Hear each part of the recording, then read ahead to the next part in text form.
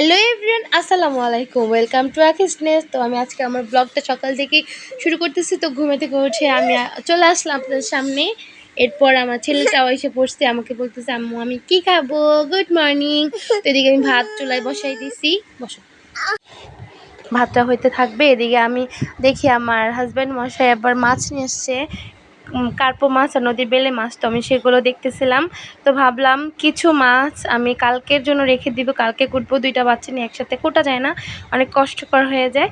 এই জন্য আমি ছোটো মাছগুলো রেখে দিব, বড় মাছগুলো কুটে পরিষ্কার করে সুন্দর করে রাখছি। তো এখানে সে মাছের সাথে সাথে কিছু সবজিও নিয়ে আসছিল। আমি বলছি যখন মাছ আনবা অল্প করে আনো, কিছু আনো, তা করবে না। প্রতিদিন বাজারে তো যাবেই না, সে যাবে যখন তখন এক ঠিকই নিয়ে আসবে। কুটতে যে কত কষ্ট হয় সেটা তো আর বুঝে না। মনে চায় মাঝে মাঝে ঘাটটা ধইরা বসাই দিই যে কাটতো, বুঝো কেমন লাগে। তো যাই হোক, কথা না বাড়াই, এরপর আমার যে সবজিগুলো আছে আমি সেগুলো দেখব। তো আমার এখানে পুঁই শাক আর হচ্ছে দাঁড়া নিয়ে এসেছিলো, আর নিয়ে এসেছিলো ধুন্দুল, আর নিয়ে এসেছিলো আলু। তো আমি সেগুলো ফ্রিজে রাখার পরে আমি এখন মাছগুলো কাটাকাটিতে লেগে পড়লাম। তো আমার মাছগুলো সুন্দর করে কেটে ফ্রেশ করে নিয়ে আসলাম। এরপর আমি এগুলোকে ভাগ ভাগ করে রেখে দিব ফ্রিজে, যাতে 2-3 দিন সুন্দর করে খাওয়া যায়। আর এই মাছের ভিতরে অনেক সুন্দর সুন্দর ডিম পাওয়া গেছে।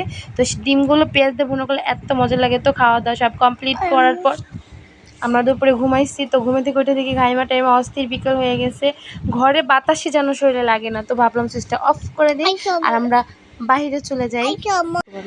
এরপর আমরা ভাবলাম বাহিরে চলে যাই, আমার 2 ছেলে চলে গেছে। দেখো বাতাসে তারা তার বাবার চারপাশ দিয়ে ঘুরতেছে পোপো কইরা।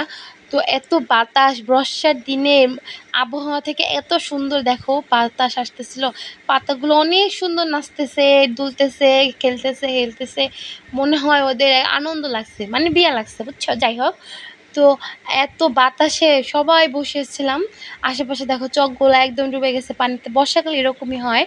তো একটা বাচ্চা মেয়ে গোসল করতেছিল পানির কাছে এসে। আমারও অনেক ইচ্ছা করে, কিন্তু আনফর্চুনেটলি আমি সাঁতার পারি না, এই জন্য আমি কখনো যাইতেও পারি না, হয় আফসোস। আচ্ছা যাই হোক, আমি এগুলো দেখেই শান্ত হই। এরপর দেখো কী করি, আমি বাতাসকে উপভোগ করতেছি। বাতাস কিন্তু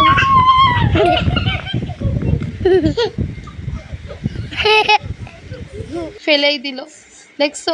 এরপর আমার ছেলে বলতেছে আম্মু তুমি তো পড়লা, তুমি তো করলা, এখন আমার পালা। আমার ছেলেও বাতাসকে উপভোগ করতে যায়, বলে কি আমি হাওয়ার সাথে ভেসে যাব। এরকম ছোটোবেলায় কার কার এরকম মনে আছে, হাত বাতাস দেখলে 2 হাত পাখি ডানার মতো মেলে দিয়ে আমরা এরকম হাত ছড়ায় দাঁড়ায় থাকতাম, বলতাম আপা বাতাস আমাদের উড়াই নিয়ে যাও, আমরা উঠবো। তো আমার ছেলেরাও এগুলো করতেছে আমার সাথে।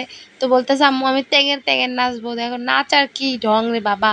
আর ছোটোজন লজ্জায় উনি হাঁ কইরা উপর দিকে তাকাই আছে।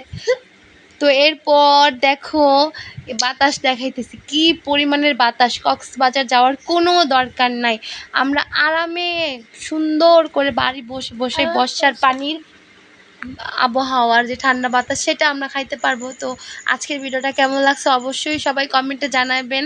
আর আমি যেহেতু নতুন, সবাই অবশ্যই সাপোর্ট করবেন, আমার চ্যানেলটাকে সবাই সাবস্ক্রাইব করুন। Thank you for watching, stay tuned please.